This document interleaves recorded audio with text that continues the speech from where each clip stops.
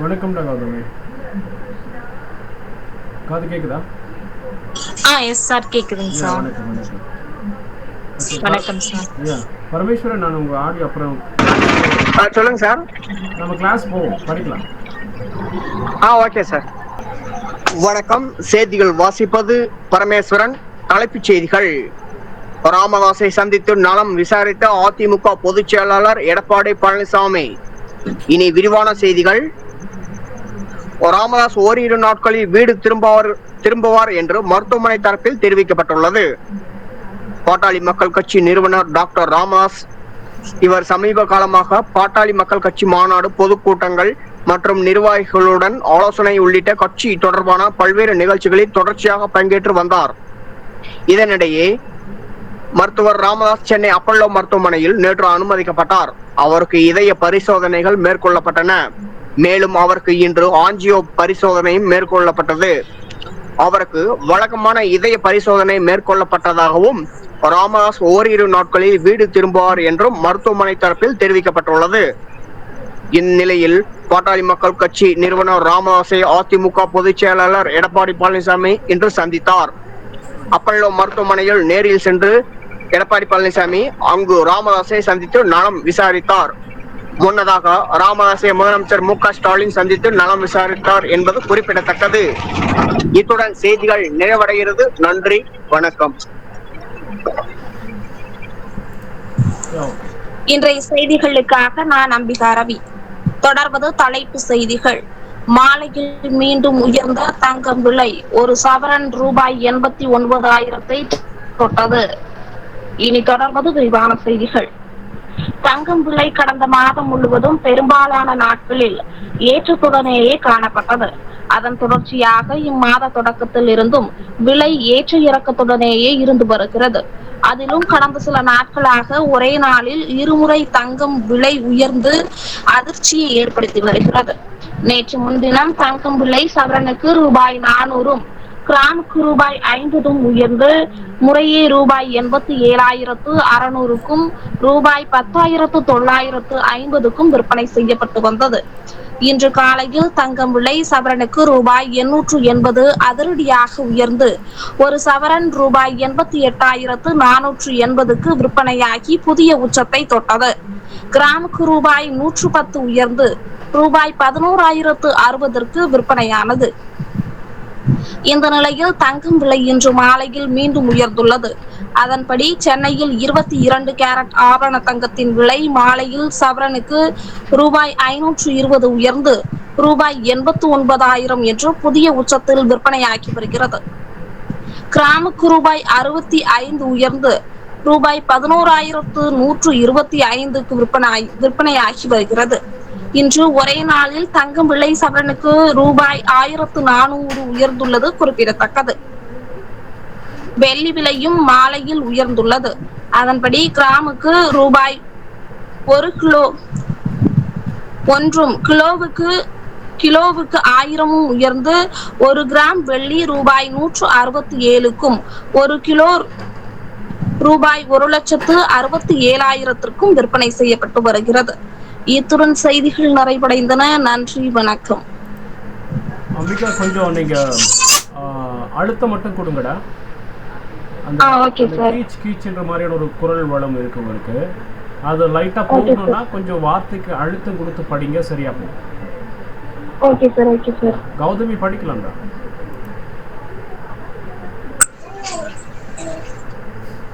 வணக்கம். செய்திகள் வாசிப்பது உங்களில் நான் கௌதமி முருகன். தலைப்புச் செய்திகள். தெருநாய் கடி தொடர்பாக விழிப்புணர்வு நிகழ்ச்சி நடத்தியவரை கடித்த தெருநாய். இனி விரிவான செய்திகள். கேரள மாநிலத்தில் தெருநாய் தொல்லை அதிகரித்து வருகிறது. தெருநாய்களை கட்டுப்படுத்த மாநில அரசு பல்வேறு நடவடிக்கை எடுத்து வருகிறது. இந்த நிலையில் அம்மாநிலத்தின் கண்ணூர் மாவட்டம் மயில் கிராமத்தைச் சேர்ந்த நாடக கலைஞர் ராதாகிருஷ்ணன் நேற்று மாலை அக்கிராமத்தின் தெருநாய் கடி தொடர்பான விழிப்புணர்வு நிகழ்ச்சி நடத்தினார். தெருநாய் கடியில் இருந்து எப்படி தற்காத்துக் கொள்வது, தெருநாய் கடித்தால் என்ன செய்வது என்பது குறித்து கிராம மக்களுக்கு விழிப்புணர்வு நாடக நிகழ்ச்சி நடத்தினார். இந்த நிகழ்ச்சியில் ஏராளமானோர் கலந்து கொண்டனர். நிகழ்ச்சியின் போது தெருநாய்க்கடி தொடர்பாக ராதாகிருஷ்ணன் நடித்துக் கொண்டிருந்தார். அப்போது அங்கு நின்று கொண்டிருந்த தெருநாய் ராதாகிருஷ்ணனை திடீரென கடித்தது. இதனால் அதிர்ச்சி அடைந்த ராதாகிருஷ்ணன் தெருநாயை விரட்டினார். ஆனால் இதுவும் விழிப்புணர்வு நாடகத்தின் ஒரு பகுதி என நினைத்த கிராமத்தினர் தெருநாயை விரட்டாமல் நாடகத்தை கண்டு ரசித்தனர். அதேவேளை தெருநாயை விரட்டிவிட்ட ராதாகிருஷ்ணன் 10 நிமிடங்களுக்கு மேல் நாடகத்தை தொடர்ந்தார். பின்னர் நாடகம் முடிந்த பின்னர் உண்மையிலேயே தெருநாய் தன்னை கடித்து விட்டதாக கிராம மக்களிடம் கூறினார். இதையடுத்து அருகிலுள்ள அரசு மருத்துவமனைக்கு சென்ற ராதாகிருஷ்ணன் அங்கு தெருநாய் கடிக்கு சிகிச்சை எடுத்துக்கொண்டார். ராதாகிருஷ்ணன் தற்போது நலமுடன் உள்ளார். இந்த நிகழ்வு தொடர்பான வீடியோ தற்போது சமூக வலைதளத்தில் வைரலாகி வருகிறது. இத்துடன் இந்த செய்தி அறிக்கை நிறைவடைந்தது. நன்றி, வணக்கம். அந்த இன்ட்ரோ மட்டும் நீங்கள் யூனிக்காக கொடுக்கணும்னு ஆசைப்படுறீங்க. அது வந்து உங்களின் நான் அப்படின்றது வேண்டாம். ஓகே, செய்திகள் வாசிப்பது கௌதமி முருகன், தொடர்பது தலைப்பு சம்திங் ஏதாவது யூனிக்காக பிடிக்கணும்னா பிடிங்க. பட் அதுக்கு நிறைய டயலாக்ஸ் நீங்களே ஒவ்வொன்றா எழுதி பாருங்கள். ஓகே, காமனாக எல்லாரும் பண்ணுறது செய்திகள் வாசிப்பது கௌதமி அப்படின்னு சொல்லிட்டு நீட்டாக போயிடுவாங்க. ஸோ அது ஏதாவது டிஃப்ரெண்ட் கொடுக்கணும் அப்படின்னு நீங்கள் யோசிக்கிறீங்கன்னா நீங்கள் ஓனாக யூனிக்காக ஒரு டேக்லைன் எழுதுங்க. கொஞ்சம் இதுவாக இருக்கட்டும். ஐ மீன் நியூஸ் சென்ஸோடு இருந்தால் பெட்டராக இருக்கும். ஓகேங்க சார். Okay, right. பரமேஸ்வரன் போலாம். பரமேஸ்வரன், நீங்கள் அந்த கேப் மட்டும் விடுறீங்க, அது என்ன சொல்கிறதுன்னு தெரியல. ஐ மீன் சென்டென்ஸ் முடிச்சு போகிற மாதிரி போகாம கொஞ்சம் கண்டினியூட்டியாக பண்ணுங்க பார்க்கலாம். சரிங்க சார். Okay sir. வணக்கம். தலைப்புச் செய்திகள். காங்கோ முன்னாள் அதிபருக்கு மரண தண்டனை விதிப்பு. இனி விரிவான செய்திகள். மத்திய ஆப்பிரிக்க நாடான காங்கோவில் குடியரசு உள்நாட்டு போர் பல ஆண்டுகளாக நடைபெற்று வருகிறது. மத்திய ஆப்பிரிக்க நாடான காங்கோ குடியரசில் உள்நாட்டு போர் பல ஆண்டுகளாக நடைபெற்று வருகிறது. அந்நாட்டில் பல்வேறு கிளர்ச்சி குழுக்கள் செயல்பட்டு வருகின்றனர். அதேவேளை காங்கோவில் பல்வேறு பயங்கரவாத குழுக்களும் செயல்பட்டு வருகின்றனர். கிளர்ச்சி குழுக்கள், பயங்கரவாத குழுக்கள் அவ்வப்போது பொதுமக்கள் மீதும் பாதுகாப்பு படையினர் மீதும் தாக்குதல் நடத்தி வருகின்றனர். இதனிடையே காங்கோவில் M23 என்ற கிளர்ச்சி குழு செயல்பட்டு வருகிறது. இந்த கிளர்ச்சி குழுவுக்கு அண்டை நாடான ருவாண்டா ஆதரவு அளித்து வருகிறது. அதேவேளை காங்கோவில் 2001 முதல் 2019 ஆண்டு வரை ராணுவ ஆட்சி நடைபெற்றது. ராணுவ தளபதி ஜோசப் கலிபா நாட்டின் அதிபராக செயல்பட்டு வந்தார். அதன் பின்னர் அவரது ஆட்சி கவிழ்ந்தது. இதையடுத்து அவர் நாட்டை விட்டு தப்பிச் சென்றார். ஆனாலும் M23 கிளர்ச்சி குழுவுக்கு ஜோசப் ஆதரவு அளித்து வருகிறார். அவர் சமீபத்தில் M23 கிளர்ச்சி குழுவின் கட்டுப்பாட்டில் உள்ள பகுதிக்கு ஜோசப் சென்றார்.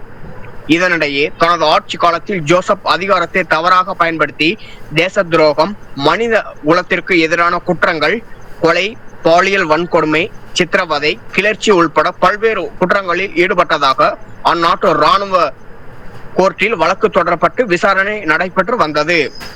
இந்நிலையில் ஜோசப் மீது பதிவு செய்யப்பட்ட வழக்குகளில் கோர்ட் இன்று தீர்ப்பளித்தது. அதில் ஜோசப் பல்வேறு குற்றங்களில் ஈடுபட்டது உறுதியானது. இதையடுத்து அவருக்கு மரண தண்டனை விதித்து கோர்ட் உத்தரவிட்டுள்ளது. அதேவேளை ஜோசப் தலைமறைவாக உள்ளதால் அவரை கைது செய்து தண்டனையை நிறைவேற்றுவதில் சிக்கல் ஏற்பட்டுள்ளது. இத்துடன் செய்திகள் நிறைவடைகிறது. நன்றி, வணக்கம். அந்த ஏற்ற இறக்கங்களை அப்படி கண்டினியூட்டி பண்ணுங்க. ஐ மீன் ஸ்டாப் பண்ணி போகிறது என்னன்னு சொல்லுதுன்னா, அந்த ஐ மீன் செய்தி வடிவத்திலேருந்து கொஞ்சம் மாறுபடுது. பரமேஸ்வரன், ஸ்டாப் பண்ணி அப்படி ஏறிடுங்க. முடிக்கிற மாதிரி ஒவ்வொரு சென்டென்ஸும் போகும்போது கொஞ்சம் ஒரு மாதிரியாக இருக்குது. அது எப்படி சொல்கிறதுன்னு தெரியல. பட் ட்ரை பண்ணுங்க. ஓகே, இல்லைன்னா நான் உங்களுக்கு கூட படிக்க பார்க்குறேன் எல்லாருக்கும். ஓகே, அது பிடிச்சிடும். ஐ மீன் நாட் பேட். பட் அந்த ஏற்ற இருக்குங்களை இன்னும் சேர்த்துக்கிட்டிங்கன்னா நல்லாயிருக்கும். ஸ்டாப் பண்ணி போகாதீங்க. ஐ மீன் சென்டென்ஸ் முடிஞ்சுதா அடுத்த செய்தி அப்படி டக்குன்னு பிடிச்சி போங்க. சரிங்க சார். சரிங்க போகலாம். Okay sir. தொடர்வது தலைப்பு செய்திகள். இரவு 10 மணி வரை மழைக்கு வாய்ப்புள்ள மாவட்டங்கள். இனி தொடர்வது விரிவான செய்திகள். மேற்கு திசை காற்றின் வேக மாறுபாடு காரணமாக இன்று தமிழகத்தில் ஒரு சில இடங்களிலும் புதுவை மற்றும் காரைக்கால் பகுதிகளிலும் இடிமின்னலுடன் கூடிய லேசானது முதல் மிதமான மழை பெய்யக்கூடும் என்று சென்னை வானிலை ஆய்வு மையம் தெரிவித்திருந்தது. இந்த நிலையில் தமிழகத்தில் 21 மாவட்டங்களில் இன்று இரவு 10 மணி வரை மழை பெய்ய வாய்ப்பு உள்ளது என்று சென்னை வானிலை ஆய்வு மையம் தெரிவித்துள்ளது. அதன்படி கள்ளக்குறிச்சி, கடலூர் மற்றும் விழுப்புரம் ஆகிய மாவட்டங்களில் இடி மின்னலுடன் கூடிய மிதமான மழை பெய்ய வாய்ப்புள்ளது என்று தெரிவிக்கப்பட்டுள்ளது.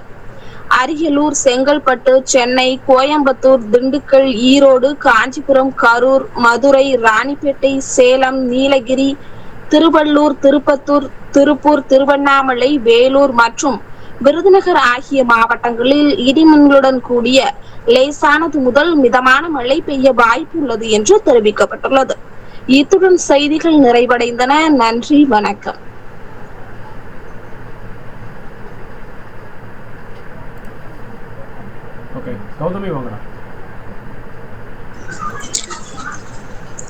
தொடர்வது தலைப்புச் செய்திகள். பீகார் சட்டசபைக்கு 2 கட்டங்களாக தேர்தல் நடைபெறும், தேர்தல் ஆணையம் அறிவிப்பு. இனி விரிவான செய்திகள். பீகாரில் முதல் மந்திரி நிதிஷ்குமார் தலைமையில் ஐக்கிய ஜனதா தளம் பாஜக கூட்டணி ஆட்சி நடைபெற்று வருகிறது. இம்மாநில சட்டசபையின் பதவிக்காலம் நவம்பர் 22ஆம் தேதி முடிவுக்கு வருகிறது. இதையொட்டி கடந்த ஜூன் 24ஆம் தேதி முதல் ஆகஸ்ட் இறுதி வரை வாக்காளர் பட்டியல் சிறப்பு தீவிர திருத்தப் பணியை தேர்தல் கமிஷன் மேற்கொண்டது. இதில் உயிரிழந்தவர்கள், நிரந்தரமாக புலம்பெயர்ந்தவர்கள், வேறு இடங்களில் பெயர்களை பதிவு செய்தவர்களின் பெயர்கள் நீக்கப்பட்டு இறுதி வாக்காளர் பட்டியல் தயாரிக்கப்பட்டு சமீபத்தில் வெளியிடப்பட்டது. இந்த நிலையில் தேர்தலுக்கான ஏற்பாடுகள் குறித்து ஆய்வு செய்வதற்காக தலைமை தேர்தல் கமிஷனர் ஞானேஷ்குமார் 2 நாட்கள் பயணமாக நேற்று முன்தினம் பீகாருக்கு சென்றார். அவருடன் தேர்தல் கமிஷனர்கள் சுக்பீர் சிங் சிந்து, விவேக் ஜோஷி ஆகியோரும் சென்றனர். பீகாரில் தேர்தல் கமிஷன் மேற்கொண்ட வாக்காளர் பட்டியல் சிறப்பு தீவிர திருத்த பணி சர்ச்சையை ஏற்படுத்திய நிலையில் அவர்கள் அங்கு சென்றனர். அரசியல் கட்சிகளின் பிரதிநிதிகளுடன் ஆலோசனை நடத்தினர். தேர்தலுக்கான தயார் நிலை குறித்து அதிகாரிகளுடன் ஆய்வு நடத்தினர். பீகாரில் 243 சட்டசபை தொகுதிகளுக்கான தேர்தல் தேதியை தேர்தல் கமிஷன் அறிவித்துள்ளது. இது தொடர்பாக தலைமை தேர்தல் கமிஷனர் ஞானேஷ்குமார் செய்தியாளர்கள் சந்திப்பில் கூறியதாவது: பீகாரில் மொத்தம் 243 சட்டசபை தொகுதிகள் உள்ளன. மொத்த வாக்காளர்களின் எண்ணிக்கை 7.43 கோடி. இதில் சுமார் 14 லட்சம் பேர் முதல் முறை வாக்காளர்களாக உள்ளனர். பீகார் தேர்தல் அமைதியான மற்றும் வெளிப்படைத்தன்மையுடன் நடத்தப்படும். அனைத்து அதிகாரிகளும் முற்றிலும் பாரபட்சமற்ற முறையில் செயல்பட வேண்டும். எந்த ஒரு ஊடகம் அல்லது தளத்திலும் ஏதேனும் போலி செய்திகள் அல்லது தவறான தகவல்கள் இருந்தால் அது குறித்த விசாரணை நடத்தப்படும். போதைப்பொருள், மதுபானம் மற்றும் ரொக்க பரிவர்த்தனையை தடுக்க அனைத்து சோதனை சாவடிகளிலும் கடுமையான நடவடிக்கைகள் தீவிரப்படுத்தப்படும். பீகார் மாநில சட்டசபைக்கு 2 கட்டங்களாக தேர்தல் நடைபெறும். நவம்பர் 6ஆம் தேதி மற்றும் 11ஆம் தேதிகளில் வாக்குப்பதிவு நடைபெறும். வாக்கு எண்ணிக்கை நவம்பர் 14ஆம் தேதி நடைபெறும். முதல் கட்ட தேர்தலுக்கு அக்டோபர் 10ஆம் தேதி வேட்பு மனு தாக்கல் தொடங்குகிறது. முதல் கட்ட வேட்பு மனு தாக்கலுக்கு கடைசி நாள் அக்டோபர் 14ஆம் தேதி ஆகும். மனுக்களை திரும்ப பெற அக்டோபர் 20ஆம் தேதி கடைசி நாள் ஆகும். 2ஆம் கட்ட தேர்தல் அக்டோபர் 13இல் மனு தாக்கல். பீகார் 2ஆம் கட்ட தேர்தலுக்கு அக்டோபர் 13இல் வேட்பு மனு தாக்கல் தொடங்குகிறது. 2ஆம் கட்ட தேர்தலில் மனு தாக்கலுக்கு அக்டோபர் 20ஆம் தேதி கடைசி நாள் ஆகும். அடுத்த நாள் வேட்பு மனுக்கள் பரிசீலனை செய்யப்படும். 2ஆம் கட்ட தேர்தலில் வேட்பு மனுக்களை திரும்ப பெற அக்டோபர் 23ஆம் தேதி கடைசி நாள் ஆகும். முதல் கட்டத்தில் 121 தொகுதிகளுக்கும் 2ஆம் கட்டத்தில் 122 தொகுதிகளுக்கும் தேர்தல் நடைபெறுகிறது என்றார். இத்துடன் இந்த செய்தி அறிக்கை நிறைவடைந்தது. நன்றி, வணக்கம். பரமேஸ்வரன் போடா. Okay sir. வணக்கம். தலைப்புச் செய்திகள். விஜய் மீது வழக்கு போட்டு கைது செய்தால் வழக்கே நிற்காது பாஜக முன்னாள் மாநில தலைவர் அண்ணாமலை. இனி விரிவான செய்திகள். கரூர் சம்பவத்தில் விஜய் மீது வழக்கு போட்டாலும் அது நிற்காது என்று தமிழக பாஜக முன்னாள் மாநில தலைவர் அண்ணாமலை கூறியுள்ளார். இது தொடர்பாக அவர் அளித்த பேட்டி, தமிழகத்தில் காஞ்சிபுரத்தில் உள்ள மருந்து நிறுவனம் இருமல் மருந்தை தயாரித்து வருகிறது. இந்த மருந்தை அருந்திய 11 குழந்தைகள் மத்திய பிரதேசத்தில் உயிரிழந்துள்ளனர். ராஜஸ்தானில் 2 இறந்துள்ளனர். அது சம்பந்தமாக சிறப்பு புலனாய்வு குழு காஞ்சிபுரம் வந்தது. மருந்து என்பது கெட்டுப்போய் விட்டது என்று சொல்வோம். ஆனால் இந்த சம்பவத்தை பொறுத்தவரை மருந்து கெட்டு போய்விட்டதாக சொல்ல முடியாது. அதில் யாரோ எத்திலின் கிளைக்கால் கலந்துள்ளனர். தேவையில்லாத ஒரு பொருளை கலந்து அது விஷமாக மாறி இருக்கிறது. இது கவனக்குறைவா அல்லது வேண்டுமென்றே செய்ததா என்று அறிய நாம் காத்திருக்க வேண்டும். யார் இதில் தவறு செய்தாலும் கடும் நடவடிக்கை எடுக்கப்பட வேண்டும். நாடு முழுக்க நீங்கள் பார்த்தீர்கள் என்றால் எதிர்கட்சியாக இருந்தாலும் கூட எப்படி மத்திய அரசை பயன்படுத்தி மாநிலத்தின் வளர்ச்சிக்கு எப்படி மத்திய அரசை அருகில் வைத்துக் கொள்ள வேண்டும் என்று தான் எல்லோரும் பார்க்கின்றனர். ஆனால் தமிழகத்தில் மட்டும் மத்திய அரசை எதிரியாக கருதி முதல்வர் மு.க. ஸ்டாலின் பேசும் பேச்சுக்கள் உள்ளன. மதுரை போகிறார், ராமநாதபுரம் போகிறார், மீனவ நண்பர்களை சந்திக்கிறார். சம்பந்தமே இல்லாமல் அவர் செய்த தப்பை மறைப்பதற்காகவே கச்சத்தீவை பற்றி பேசுகின்றனர். ஆரோக்கியமானதாக எதை பற்றியும் பேசாமல் மத்திய அரசை தூண்டி விடுகின்றனர். தமிழ்நாடு யாருக்கும் எதிராக போராடும் என்று கவர்னர் கேட்கும் கேள்வி சரிதான். இன்றைக்கு அவர்கள் போராடி கவர்னரை மாற்ற முடியுமா? அந்த பொறுப்பை இல்லாமல் செய்துவிட முடியுமா? அப்படி முடியாது. மக்களை வேண்டுமென்றே தூண்டிவிட்டு மக்களை ஒரு போராட்ட மனநிலைக்கு திமுக கொண்டு செல்கிறது. இது ஒரு ஆளுங்கட்சி செய்ய வேண்டிய வேலையே இல்லை. ஆளும் கட்சி எல்லாவற்றையும் அனுசரித்துதான் போக வேண்டும். கவர்னர் அதன் அடிப்படையில் கேள்வி கேட்டுள்ளார். ஆனால் முதலமைச்சர் மறுபடியும் கவர்னரிடம் இது பற்றி கேட்கிறார். நமது நாட்டுக்கு இது நல்லதல்ல. தொடர்ந்து ஒரு முதல்வர் கவர்னரை தொடர்ந்து சீண்டி கொண்டிருப்பது தமிழகத்திற்கு நல்லதல்ல என்பது எங்கள் கருத்து. கரூர் விவகாரத்தை பொறுத்தவரை விஜய் மீது வழக்கு போட்டு குற்றம் சாட்டப்பட்ட முதல் நபர் என்றால் அந்த வழக்கை நிற்காது. கொஞ்சமாவது சட்டம் தெரிந்த யார் வேண்டுமானால் சொல்வார்கள். அல்லு அர்ஜுன் வழக்கும் அப்படித்தான் ஆனது. ஆனால் அவர்கள் மீது வழக்கு பதிவு செய்ய முடியாது. சும்மா இவர்களின் அரசியல் ஆசைக்காக கைது செய்யாமல் ஒரு இரவு சிறையில் அடைக்கலாம். அடுத்த நாள் காலை 10 மணிக்கு ஜாமீன் கிடைத்து வெளியில் வந்து விடுவார்கள். இது எல்லாம் சின்ன பிள்ளைகள் விளையாடும் ஆட்டத்திற்கு சமம். யார் தவறு செய்தார்களோ அவர்கள் மீது நடவடிக்கை எடுக்க வேண்டும். அதிகாரிகள் உள்பட தாவேக நிர்வாகிகள் யாராவது இருக்கிறார்களா? அனுமதி வாங்கியவர்கள், அனுமதி அளித்த அதிகாரிகள், அவர்களின் பக்கம் தவறு உள்ளதா? அதே போல் அனுமதி அளித்த அதிகாரிகள் தப்பு செய்துள்ளனரா? இவர்கள்தான் சம்பந்தப்பட்டவர்கள். நிகழ்ச்சிக்கு அனுமதி கிடைத்த பிறகு நீங்கள் யாரை வேண்டுமானாலும் கூப்பிடலாம். ஏன் முதல்வர் போகக்கூடிய நிகழ்ச்சி எத்தனையோ இந்தியாவில் நடக்கிறது. அப்படி ஒவ்வொரு அனுமதியும் முதல்வருக்கு தெரிந்து இருக்குமா என்றால் தெரிந்து இருக்காது. தாவேகா மீது தவறுகள் இருக்கிறதா என்றால் தவறுகள் இருக்கிறது.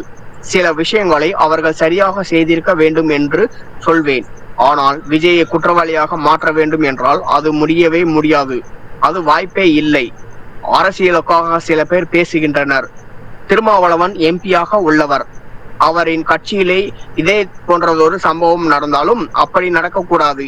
அப்படி நடந்தால் திருமாவளவனுக்கு நான் ஆதரவாக நிற்பேன். அவரது கட்சியில் இருந்து பெருமளவில் கட்சியினர் வெளியேறுவதை பார்க்கிறார். வேறு வேறு கட்சிக்கு போகின்றனர். அந்த வயிற்றெரிச்சலில் தான் திடீரென திருமாவளவன் விஜயை பற்றி தாக்குவதோ மத்திய அரசின் மீது தமது விமர்சனத்தையோ கடுமைப்படுத்தி இருப்பதாக நான் பார்க்கிறேன். யாருமே தாவேகாவையோ விஜயையோ பாதுகாக்க வேண்டிய அவசியமோ எங்களுக்கு இல்லை. நியாயத்தை நியாயமாக பேசுகிறோம். எந்த ஒரு அரசியல் கட்சியாக இருந்தாலும் ஆளுங்கட்சியால் நசுக்கப்படும் போது நாங்கள் பேசுகிறோம். இந்த விஷயத்தில் தாவேகாவை நசுக்க பார்க்கின்றனர், தலைவர்களை நசுக்க பார்க்கின்றனர். அதனால் கருத்து சொல்கிறோம். அதற்காக நாங்கள் அவர்களுக்கு அடைக்கலம் கொடுக்கிறோம், அவருடன் இருக்கின்றோம், பேசுகிறோம் என்பது அப்பாற்பட்ட கருத்து. இன்றைக்கு இவர்கள் போட்டுள்ள FIRலேயே திமுக நடவடிக்கை எடுக்கவில்லை. தாவேகா நிர்வாகிகள் மீது நடவடிக்கை எடுக்கவில்லை. அந்த கட்சியின் நிர்வாகி ஒருவர் ஜென் இசட் புரட்சி பற்றி பேசுகிறார். அவர் மீது நடவடிக்கை எடுக்கவில்லை. அப்படி இருக்கும்போது பாஜக தாவேகாவுக்கு அடைக்கலம் கொடுப்பதாக பேச என்ன உரிமை இருக்கிறது? நீங்கள் ஆட்சி நடத்துகிறீர்கள். நீங்கள் போட்ட 2 FIRகளில் நடவடிக்கை எடுக்கவில்லை. நடவடிக்கை எடுக்காத போது எங்களை நோக்கி கை காட்டி நாங்கள் அடைக்கலம் கொடுக்கிறோம் என்று சொல்வது அபத்தமாக இருக்கிறது. இவ்வாறு அண்ணாமலை பேட்டியளித்தார். இத்துடன் செய்திகள் நிறைவடைகிறது. நன்றி, வணக்கம். ஓகே, மோஸ்ட்லி இந்த பைட்ஸ் எடுக்காதீங்க பரமேஸ்வரன். பைட்ஸ் வந்து பேசுகிற மாதிரியான டோனியில் வரும். அது வந்து நம்ம இப்போ புதுசாக கற்றுக்காம படிச்சுட்டு போகிறதுனால என்ன ஆகுதுன்னா நம்ம அரைகுறை படிக்கிற அந்த ப்ரெசன்டேஷன் லெவல் விட்டு போயிடும். மோஸ்ட்லி பைட்ஸ் எடுக்காதீங்க. கூறியதாவது அறிக்கை அந்த மாதிரி எல்லாம் வந்தால் எடுக்காதீங்க. போடண்டா.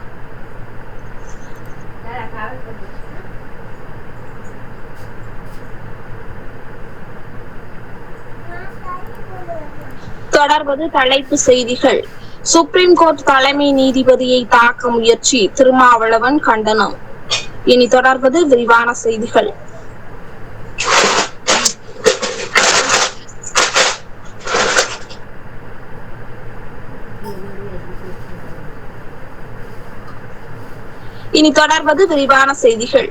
விடுதலை சிறுத்தைகள் கட்சியின் தலைவர் திருமாவளவன் வெளியிட்டுள்ள அறிக்கையில் தெரிவித்திருப்பதாவது: சுப்ரீம் கோர்ட் வளாகத்திலேயே இந்திய தலைமை நீதிபதி PR கவாவை அவமதிக்கும் நோக்கில் அவரை நோக்கி செருப்பை வீசியுள்ள சனாதான வெறி பிடித்த வழக்கறிஞரை விடுதலை சிறுத்தைகள் கட்சியின் சார்பில் மிக வன்மையாக கண்டிக்கிறோம்.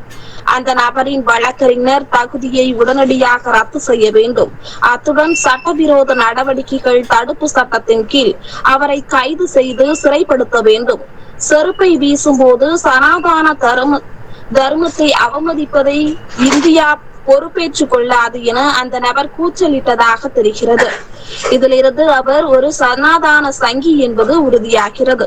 புரட்சியாளர் அம்பேத்கரின் கொள்கைகளை உள்வாங்கியுள்ள ஜனநாயக சக்தியாக விளங்கும் தலைமை நீதிபதியின் மீது இங்கனம் வெறுப்பை உமிழ்வது இந்திய அரசியலமைப்பு சட்டத்திற்கு எதிரான நடவடிக்கையே ஆகும். மேலும் ஒட்டுமொத்த நீதித்துறைக்கே நேர்ந்த அவமானமாகும்.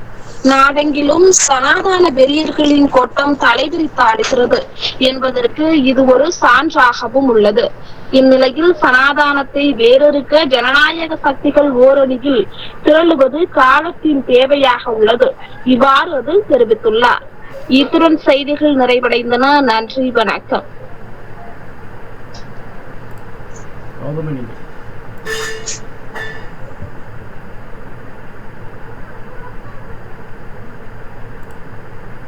இருக்கீங்களா?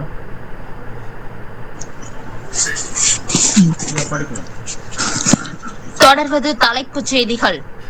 கோர்ட் அனுமதியுடன் செந்தில் பாலாஜி அமைச்சராகலாம், சுப்ரீம் கோர்ட். இனி விரிவான செய்திகள். மறைந்த முன்னாள் முதலமைச்சர் ஜெயலலிதா தலைமையிலான அதிமுக ஆட்சி காலத்தில் போக்குவரத்து துறை அமைச்சராக இருந்தவர் செந்தில் பாலாஜி.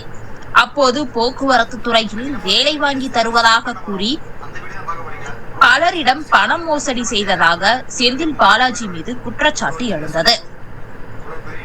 இந்த பண மோசடி புகார் தொடர்பாக செந்தில் பாலாஜி மீது சட்டவிரோத பண பரிவர்த்தனை உட்பட பல்வேறு பிரிவுகளில் அமலாக்கத்துறை வழக்கு பதிவு செய்தது. இதனிடையே அதிமுகவில் இருந்து விலகிய செந்தில் பாலாஜி திமுகவில் இணைந்தார்.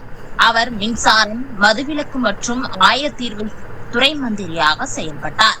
அதேவேளை கடந்த 2023 ஜூன் மாதம் 14ஆம் தேதி செந்தில் பாலாஜி வீடு தொடர்புடைய இடங்களில் அமலாக்கத்துறை சோதனை நடத்தியது. இந்த சோதனைக்கு பின் அன்று இரவே சட்டவிரோத பண பரிவர்த்தனை வழக்கில் செந்தில் பாலாஜி கைது செய்யப்பட்டார். உடனடியாக அவர் தனது அமைச்சர் பதவியை ராஜினாமா செய்தார். இதையடுத்து இந்த வழக்கில் ஜாமீன் வழங்க கோரி செந்தில் பாலாஜி சுப்ரீம் கோர்ட்டில் வழக்கு தொடர்ந்தார். இந்த வழக்கு கடந்த ஆண்டு செப்டம்பர் மாதம் சுப்ரீம் கோர்ட்டில் விசாரணைக்கு வந்தது. அப்போது செந்தில் பாலாஜிக்கு ஜாமீன் வழங்கப்பட்டது. ஜாமீன் வழங்கப்பட்ட சில நாட்களில் செந்தில் பாலாஜி மீண்டும் அமைச்சராக பொறுப்பேற்றார். அதேவேளை செந்தில் பாலாஜி அமைச்சராக பதவியேற்ற நிலையில் அவருக்கு வழங்கப்பட்ட ஜாமீனை ரத்து செய்ய கோரி அமலாக்கத்துறை சுப்ரீம் கோர்ட்டில் மனு தாக்கல் செய்தது. இந்த மனுவை விசாரித்த சுப்ரீம் கோர்ட் அமைச்சர் பதவி அல்லது ஜாமீன் இரண்டில் ஏதேனும் ஒன்றை தேர்வு செய்யுமாறு செந்தில் பாலாஜியிடம் தெரிவித்தது. இதையடுத்து அமைச்சர் பதவியை செந்தில் பாலாஜி ராஜினாமா செய்தார். இந்த நிலையில் பண மோசடி தொடர்பான வழக்கில் கோர்ட் தீர்ப்பில் உள்ள சில கருத்துக்களை நீக்கி உத்தரவிடக் கோரி சுப்ரீம் கோர்ட்டில் செந்தில் பாலாஜி மனு தாக்கல் செய்தார். இந்த மனு சுப்ரீம் கோர்ட்டில் இன்று விசாரணைக்கு வந்தது. அப்போது செந்தில் பாலாஜி தரப்பில் ஆஜரான வழக்கறிஞர் வழக்கு விசாரணையில் இருக்கும் போது குற்றம் சாட்டப்பட்டவர் அமைச்சராக நீடிக்க முடியாது என கூற முடியாது என வாதிட்டார். இதற்கு பதிலளித்த நீதிபதி செந்தில் பாலாஜிக்கு எதிராக குற்றச்சாட்டுகள் முன்வைக்கப்பட்டன. அவர் அமைச்சராக இருந்தால் சாட்சியங்களை கலைக்க நேரிடும். அவர் அமைச்சராக இல்லாததை கருத்தில் கொண்டே ஜாமீன் வழங்கப்பட்டது. அவர் அமைச்சராவதை கோர்ட் தடுக்கவில்லை. கோர்ட் அனுமதியுடன் செந்தில் பாலாஜி அமைச்சராகலாம். ஆனால் அமைச்சராகும் போது சாட்சியங்களை கலைக்க முயற்சிப்பதாக புகார் வந்தால் ஜாமீன் விதிமுறைகளை மீறினால் செந்தில் பாலாஜியின் ஜாமீன் ரத்து செய்யப்படும். செந்தில் பாலாஜி அமைச்சராக வேண்டுமென்றால் தனி மனுவாக தாக்கல் செய்து கோர்ட் அனுமதியுடன் அமைச்சராகலாம் என்றார். மேலும் இந்த வழக்கு தொடர்பாக அமலாக்கத்துறை உட்பட அனைத்து தரப்பும் பதிலளிக்க உத்தரவிட்ட சுப்ரீம் கோர்ட் நீதிபதி வழக்கை ஒத்திவைத்தார். இத்துடன் இந்த செய்தி அறிக்கை நிறைவடைந்தது. நன்றி, வணக்கம். வணக்கம். தலைப்புச் செய்திகள். இந்த வெற்றி பலருக்கு ஊக்கம் அளிக்கும். இந்திய பாரா தடகள அணி சாதனைக்கு பிரதமர் நரேந்திர மோடி பாராட்டு. இனி விரிவான செய்திகள். உலக பாரா தடகள போட்டிகளில் இந்திய அணியின் சாதனையை பிரதமர் நரேந்திர மோடி பாராட்டியுள்ளார். இந்த வெற்றி பலருக்கு ஊக்கம் அளிக்கும் என தெரிவித்துள்ளார். டெல்லியில் மாற்றுத்திறனாளிகளுக்கான உலக பாரா தடகள சாம்பியன்ஷிப் போட்டி நடந்து வருகிறது. இம்முறை இந்தியாவுக்கு 6 தங்கம், 9 வெள்ளி, 7 வெண்கலம் என மொத்தம் 22 பதக்கம் கிடைத்தது. உலக பாரா தடகள வரலாற்றில் முதல் முறையாக இந்தியாவுக்கு 20 பதக்கங்களுக்கு மேல் கிடைத்துள்ளது. இந்திய அணியின் சாதனையை பாராட்டி பிரதமர் நரேந்திர மோடி இந்த ஆண்டு உலக பாரா தடகள சாம்பியன்ஷிப் போட்டி மிகவும் சிறப்பு வாய்ந்தவை. இந்திய அணி இதுவரை இல்லாத அளவுக்கு சிறந்த செயல்திறனை வெளிப்படுத்தியது. 6 தங்க பதக்கங்கள் உள்பட 22 பதக்கங்களை வென்றது. நமது விளையாட்டு வீரர்களுக்கு வாழ்த்துக்கள். அவர்களின் வெற்றிக்கு பலருக்கு ஊக்கமளிக்கும். நமது அணியின் ஒவ்வொரு உறுப்பினரையும் பற்றி நான் பெருமைப்படுகிறேன். மேலும் அவர்களின் எதிர்கால முயற்சிகளுக்கு வாழ்த்துக்கள். டெல்லியில் போட்டியை நடத்தியது இந்தியாவிற்கு ஒரு கௌரவமாகும். போட்டியில் பங்கேற்ற கிட்டத்தட்ட 100 நாடுகளைச் சேர்ந்த விளையாட்டு வீரர்களுக்கு நன்றி தெரிவித்துக் கொள்கிறேன். இவ்வாறு பிரதமர் மோடி கூறியுள்ளார். இத்துடன் செய்திகள் நிறைவடைகிறது. நன்றி, வணக்கம். ஓரளவுக்கு பரவாயில்ல. அம்பிகா வாங்குறேன். Okay sir. தொடர்வது தலைப்பு செய்திகள். கேரள லாட்டரியில் ரூபாய் 25 கோடி பரிசு பெற்ற பெண் வீட்டை பூட்டி ஓட்டம். இனி தொடர்வது விரிவான செய்திகள். திருவனந்தபுரம் கேரளாவில் ஓணம் பண்டிகை பம்பர் சிறப்பு குழுக்கள் நடந்தது. இதற்கான டிக்கெட்டுகள் விற்பனை 1 மாதத்திற்கு மேலாகவும் நடைபெற்றது. ஒரு டிக்கெட் ரூபாய் 500க்கு விற்கப்பட்டது. முதல் பரிசு ஒரு நபருக்கு ரூபாய் 25 கோடி, இரண்டாம் பரிசாக 20 பேருக்கு தலா ரூபாய் 1 கோடி, மூன்றாம் பரிசாக 20 பேருக்கு தலா ரூபாய் 50 லட்சம் என அறிவிக்கப்பட்டிருந்தது. மேலும் பலருக்கு ரூபாய் 5 லட்சம், ரூபாய் 2 லட்சம் மற்றும் பல தொகைகள் பரிசாக அறிவிக்கப்பட்டது. பம்பர் பரிசு கோடிகள் மற்றும் லட்சங்களாக இருந்ததால் லாட்டரி சீட்டுகளை பல பேர் போட்டி போட்டு வாங்கினர். இதனால் ஓணம் பண்டிகை பம்பர் குழுக்கள் லாட்டரி சீட்டுகள் 70 லட்சத்துக்கும் மேல் விற்பனையாகின. இந்த நிலையில் ஓணம் பண்டிகை பம்பர் சிறப்பு குழுக்கள் நேற்று முன்தினம் நடைபெற்றது. முதலில் குழுக்கள் கடந்த மாதம் 27ஆம் தேதி வைக்கப்பட்டிருந்தது. தொடர் மழை காரணமாக லாட்டரி சீட்டுகள் விற்பனை சரியாக நடக்கவில்லை என்பதால் குழுக்கள் தேதியை நீட்டிக்குமாறு வியாபாரிகள் வலியுறுத்தியதால் அக்டோபர் 4ஆம் தேதிக்கு மாற்றப்பட்டது. அதில் பாலக்காடு மாவட்டத்தில் வாங்கிய நபருக்கு முதல் பரிசான ரூபாய் 25 கோடி விழுந்தது. ஆனால் அவர் யார் என்ற விவரம் வெளியாகவில்லை. ஆனால் அந்த நபர் கொச்சி நெட்டூர் பகுதியைச் சேர்ந்த பெண் என்பதை பரிசு பெற்ற டிக்கெட் விற்பனை செய்த லாட்டரி முகவர் லத்தீஸ் உறுதிப்படுத்தினார். மேலும் அந்த பெண் தனது வீட்டை பூட்டிவிட்டு எங்கோ சென்று விட்டார். கேரள லாட்டரி பம்பர் குழுக்களில் பம்பர் பரிசு பெறக்கூடிய நபர்களிடம் பலர் பண உதவி கேட்டு தொல்லை கொடுப்பது சமீப காலமாக நடந்து வருகிறது.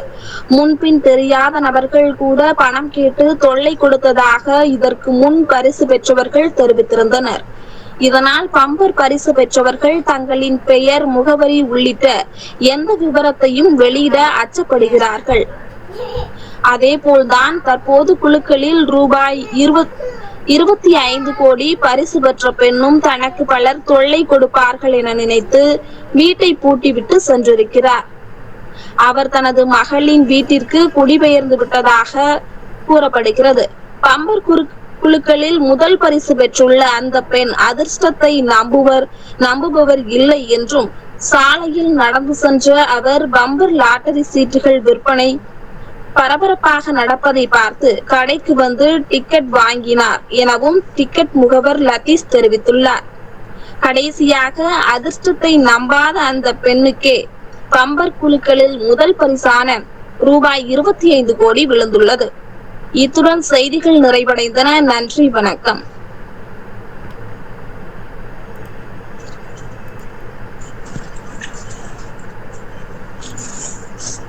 தொடர்வது தலைப்புச் செய்திகள்.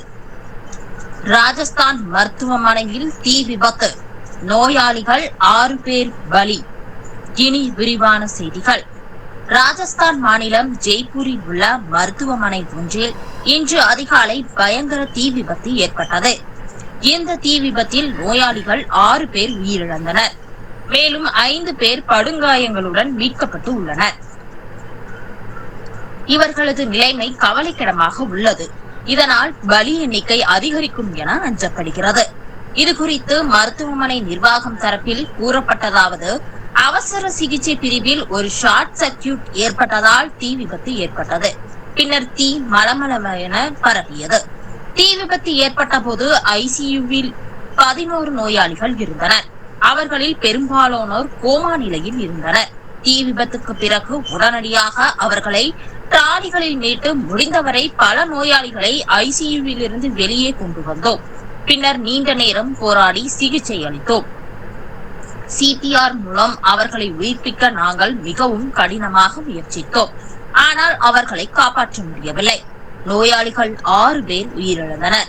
இறந்த நோயாளிகளில் 2 பேர் பெண்கள், 4 பேர் ஆண்கள் ஆவர். 5 நோயாளிகள் இன்னும் கவலைக்கிடமாக உள்ளனர். இவ்வாறு தெரிவிக்கப்பட்டுள்ளது. இத்துடன் இந்த செய்தி அறிக்கை நிறைவடைந்தது. நன்றி, வணக்கம்.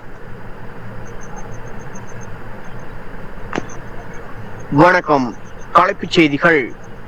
கமலை வைத்து ஆட்சிக்கு வந்த திமுக கமலுக்கு என்ன செய்தது? அன்புமணி ராமதாஸ். இனி விரிவான செய்திகள்.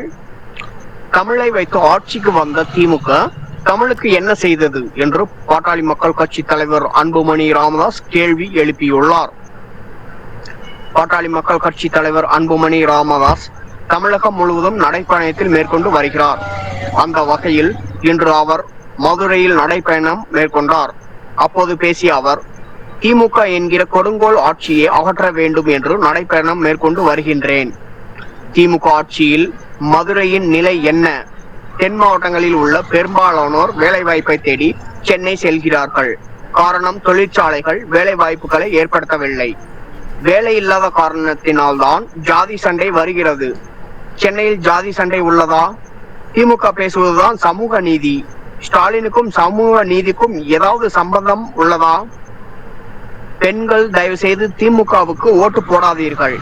யார் வர வேண்டும் என்பதை விட யார் வரக்கூடாது என்ற முடிவை எடுங்கள். திமுக ஆட்சிக்கு வரக்கூடாது என்பதற்கு 1000 காரணங்கள் உள்ளது. ஆட்சிக்கு வர வேண்டும் என்பதற்கு ஒரு காரணம் உண்டா?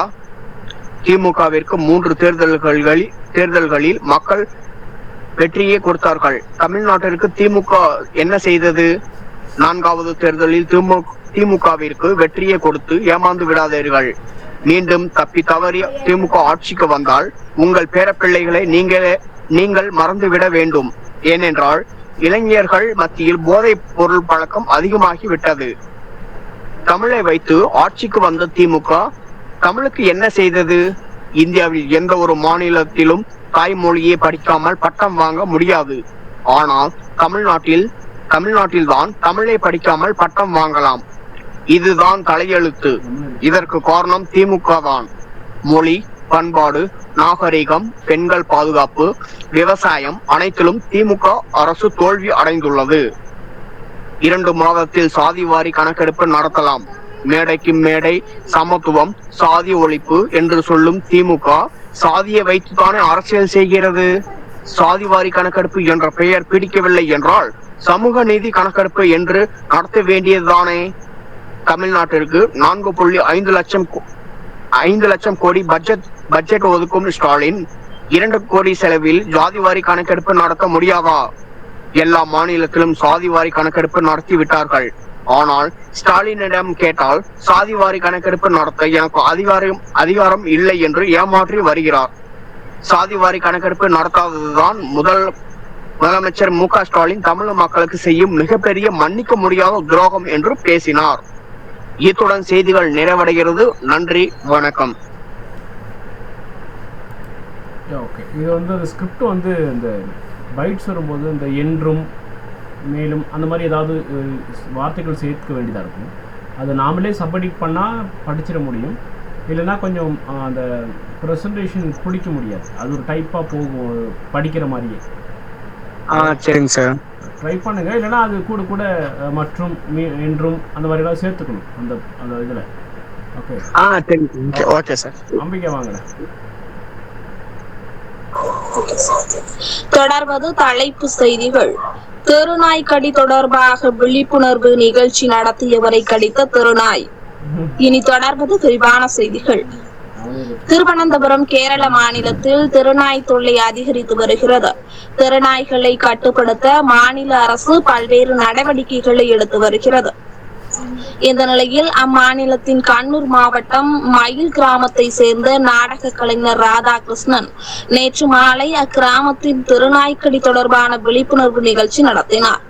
திருநாய்க்கடியில் இருந்து எப்படி தற்காத்துக் கொள்வது, திருநாய்க்கடித்தால் என்ன செய்வது என்பது குறித்து கிராம மக்களுக்கு விழிப்புணர்வு நாடக நிகழ்ச்சி நடத்தினார். இந்த நிகழ்ச்சியில் ஏராளமானோர் கலந்து கொண்டனர். நிகழ்ச்சியின் போது திருநாய்க்கடி தொடர்பாக ராதாகிருஷ்ணன் நடித்துக் கொண்டிருந்தார். அப்போது அங்கு நின்று கொண்டிருந்த திருநாய் ராதாகிருஷ்ணனை திடீரென கடித்தது. இதனால் அதிர்ச்சியடைந்த ராதாகிருஷ்ணன் திருநாயை விரட்டினார். ஆனால் இதுவும் விழிப்புணர்வு நாடகத்தின் ஒரு பகுதி என நினைத்த கிராமத்தினர் திருநாயை விரட்டாமல் நாடகத்தை கண்டு ரசித்தனர். அதேவேளை திருநாயை விரட்டிவிட்ட ராதாகிருஷ்ணன் 10 நிமிடங்களுக்கு மேல் நாடகத்தை தொடர்ந்தார். பின்னர் நாடகம் முடிந்த பின்னர் உண்மையிலேயே திருநாய் தன்னை கடித்து விட்டதாக கிராம மக்களிடம் கூறினார். இதையடுத்து அருகில் உள்ள அரசு மருத்துவமனைக்கு சென்ற ராதாகிருஷ்ணன் அங்கு திருநாய்க்கடிக்கு சிகிச்சை எடுத்துக் கொண்டார். ராதாகிருஷ்ணன் தற்போது நலமுடன் உள்ளார். இந்த நிகழ்வு தொடர்பான வீடியோ தற்போது சமூக வலைதளத்தில் வைரலாகி வருகிறது. இத்துடன் செய்திகள் நிறைவடைந்தன. நன்றி, வணக்கம்.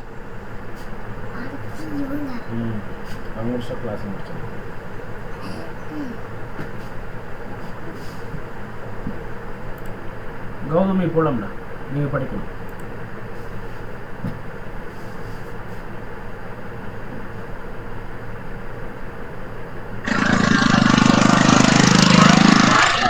சார் நான் படிக்கவா சார்? இருங்க, கௌதமி படிக்கிறாங்கன்னு பார்ப்போம். சாரி சார், மியூட்ல போட்டு கடிச்சிட்டு இருந்தேன்.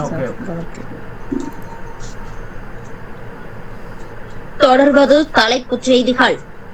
தேசிய சீனியர் மகளிர் கால்பந்து சாம்பியன்ஷிப், சத்தீஸ்கரை வீழ்த்திய தமிழகம். இனி விரிவான செய்திகள். தேசிய சீனியர் மகளிர் கால்பந்து சாம்பியன்ஷிப்பின் இறுதிக்கட்ட போட்டிகள் சத்தீஸ்கர் மாநிலம் நாராயண்பூரில் நடைபெற்று வருகிறது. 30வது தேசிய சீனியர் மகளிர் கால்பந்து சாம்பியன்ஷிப்பின் இறுதிக்கட்ட போட்டிகள் சத்தீஸ்கர் மாநிலம் நாராயண்பூரில் நடைபெற்று வருகிறது. 10 அணிகள் கலந்து கொண்டுள்ள இந்த தொடரில் ஏ பிரிவில் இடம்பெற்றுள்ள தமிழக அணி தனது முதல் லீக் ஆட்டத்தில் கடந்த 1ஆம் தேதி சத்தீஸ்கருடன் மோதியது. இதில் தமிழக அணி 2-0 என்ற கோல் கணக்கில் வெற்றி பெற்றது. இந்த இரு கோல்களையும் மோனிஷா அடித்து அசத்தினார். இந்த தொடருக்காக தமிழ்நாடு அணி திண்டுக்கல்லில் உள்ள பார்வதி கலை மற்றும் அறிவியல் கல்லூரியில் நடைபெற்ற சிறப்பு முகாமில் பங்கேற்று தங்களது திறனை மெருகேற்றியிருந்தனர். இந்த முகாமுக்கு திண்டுக்கல் கால்பந்து சங்கம் ஏற்பாடு செய்திருந்தது. தேசிய சீனியர் மகளிர் கால்பந்து சாம்பியன்ஷிப் இறுதிக்கட்ட தொடரை வெற்றியுடன் தொடங்கியுள்ள தமிழக அணி தனது 2வது ஆட்டத்தில் வரும் 5ஆம் தேதி மேற்கு வங்கத்துடன் மோத இருக்கிறது. இத்துடன் இந்த செய்தி அறிக்கை நிறைவடைந்தது. நன்றி, வணக்கம். இன்னொரு ரவுண்ட் படிக்கலாமா இல்ல போதுமா? நீங்க தான் சொல்லணும். ரமேஸ்வரன் சார் இன்னொரு ரவுண்ட் படிக்கிறேன் சார். ஓகே படிக்கலாம். வணக்கம். தலைப்புச் செய்திகள். தலைமை நீதிபதி கவாயை காக்க முயற்சி, உச்ச நீதிமன்றத்தில் பரபரப்பு. இனி விரிவான செய்திகள். டெல்லியில் உச்ச நீதிமன்ற தலைமை நீதிபதி கவாயை வழக்கறிஞர் ஒருவர் தாக்க முயன்றதால் பரபரப்பு ஏற்பட்டுள்ளது. அந்த வழக்கறிஞரை பாதுகாவலர்கள் வெளியேற்றினர். உச்ச நீதிமன்ற தலைமை நீதிபதியாக கவாய் பதவி வகித்து வருகிறார். இவரை இன்று மத்திய பிரதேசத்தில் கஜிராஹோ கோவிலில் தலையில்லாத சிலையை மாற்றக் கோரிய வழக்கு விசாரணையின் போது வழக்கறிஞர் ஒருவர் தாக்க முயன்றார். அது மட்டுமின்றி அந்த வழக்கறிஞர் கவாய் இருக்கைக்கு அருகே சென்று காலணியை வீச முயன்றார். பின்னர் அந்த வழக்கறிஞரை உச்ச நீதிமன்றத்தில் இருந்த பாதுகாவலர்கள் வெளியேற்றினர். அப்போது அந்த வழக்கறிஞர் கூச்சலிட்டவாறே வெளியே சென்றார். வழக்கு விசாரணையின் போது சிலை மாற்றியமைப்பதற்கு கடவுளிடமே கேட்டுக்கொள்ளுங்கள் என தலைமை நீதிபதி கவாய் கூறியிருந்தார். அப்போது தலைமை நீதிபதி கவாய் எந்த தயக்கமும் இல்லாமல் நீதிமன்றத்தில் இருந்த வழக்கறிஞர்களை தங்கள் வாதங்களை தொடருமாறு கேட்டுக்கொண்டார். இதற்கெல்லாம் கவனம் சிதற தேவையில்லை, நாங்கள் கவனம் சிதறவில்லை, இதனால் எனக்கு எந்த பாதிப்பும் இல்லை என தலைமை நீதிபதி கவாய் தெரிவித்தார். அனைத்து மதங்களையும் மதிப்பவன் நான் என்று உச்ச நீதிமன்ற தலைமை நீதிபதி கவாய் கூறினார். தலைமை நீதிபதி கவாய் மீது காலனி வீச முயன்ற வழக்கறிஞர் ராகேஷ் கிஷோரிடம் விசாரணை நடந்து வருகிறது. உச்ச நீதிமன்ற தலைமை நீதிபதியை தாக்க முயன்ற சம்பவம் பெரும் பரபரப்பை கிளப்பி உள்ளது. இத்துடன் செய்திகள் நிறைவடைகிறது. நன்றி, வணக்கம்.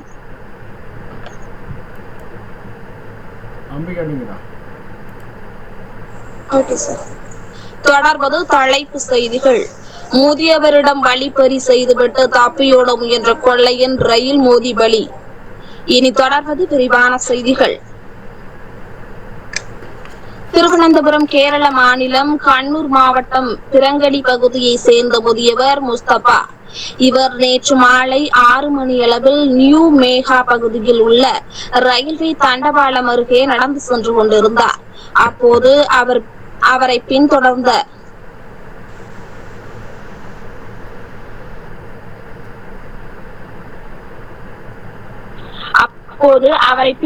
வந்த 2 கொள்ளையர்கள் முஸ்தபாவை தாக்கிவிட்டு அவரிடமிருந்த செல்போன் மற்றும் ரூபாய் 1500 பணத்தை பறித்து சென்றுள்ளனர். தாக்குதலில் காயமடைந்த முஸ்தபா கூச்சலிட்டுள்ளார். அவரின் கூச்சல் சத்தம் கேட்டு அங்கிருந்தவர்கள் விரைந்து சென்றனர். ஆனால் 2 கொள்ளையர்களும் அங்கிருந்து தண்டவாளத்தில் ஓடி தப்பி சென்றுள்ளனர். அப்போது தண்டவாளத்தில் ஓடிக்கொண்டிருந்த கொள்ளையன் மீது ரயில் மோதியது. இதில் அந்த கொள்ளையன் தூக்கி வீசப்பட்டு உயிரிழந்தார். மற்றொரு கொள்ளையன் பாஷீர் என்பவரை உள்ளூர் மக்கள் பிடித்து போலீசில் ஒப்படைத்தனர். அதேவேளை ரயில் மோதி உயிரிழந்த கொள்ளையரின் உடலை மீட்டு போலீசார் பிரேத பரிசோதனைக்கு அனுப்பி வைத்தனர். மேலும் இந்த சம்பவம் குறித்து விசாரணை நடந்து வருகின்றது. இத்துடன் செய்திகள் நிறைவடைந்தன. நன்றி, வணக்கம்.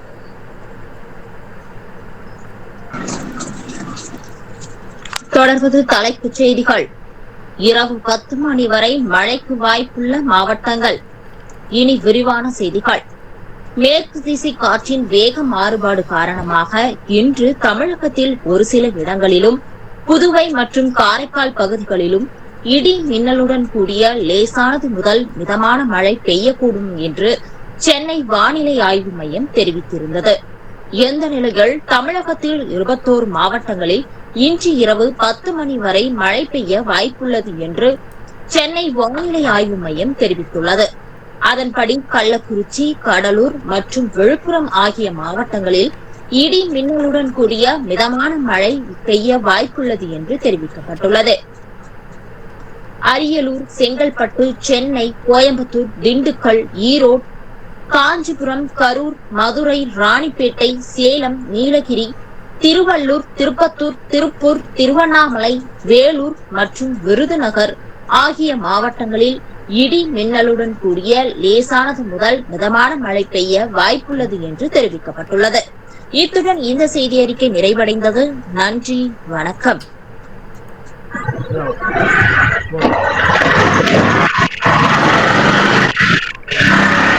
பரமேஸ்வரன், நீங்க அந்த பிரசன்டேஷன் லெவல்ல மட்டும் ஏற்ற இருக்குங்களா கரெக்டா பிடிச்சி படிச்சிடணும். உங்க ஃபீட்பேக் அவ்வளவுதான். Okay sir. அம்பிகா, நீங்க வந்து ஜஸ்ட் நீங்க வந்து அடுத்து பார்க்கணும். கௌதமி ஆஸ் யூஷுவல் நல்லா இருக்கு. ஓகே. ஆக்சுவலி நீங்க ப்ராம்ப்ட் ரீட், இப்போ நான் உங்களுக்கு சாஃப்ட்வேர் வேணா கொடுக்க பார்க்குறேன். நீங்க ப்ராம்ப்ட் ரீட் எப்படி பண்றீங்கன்னு பார்க்கணும். ஓகே, அதுக்கு சரிங்க சார். ஓகேங்க சார். ஓகே, மற்றபடி நோ பெருசாக சொல்லிக்கிறல போகிற யாரும் இல்லை. ரைட், சரி. நம்ம நாளைக்கு மீட் பண்ணலாம். எல்லாருக்கும் good night. Thank you. Good night sir. சின்னமா இப்போ தான் ஷார்ட்ஸ் பார்த்துருக்கான். அவன் பார்த்து முடிச்ச பிறகு உங்கள் ஆடியோ நான் கேட்டு நான் வாய்ஸ் நோட் போடுறேன். Okay sir. Okay. Okay sir. Yeah, okay. Okay, good night. Good night.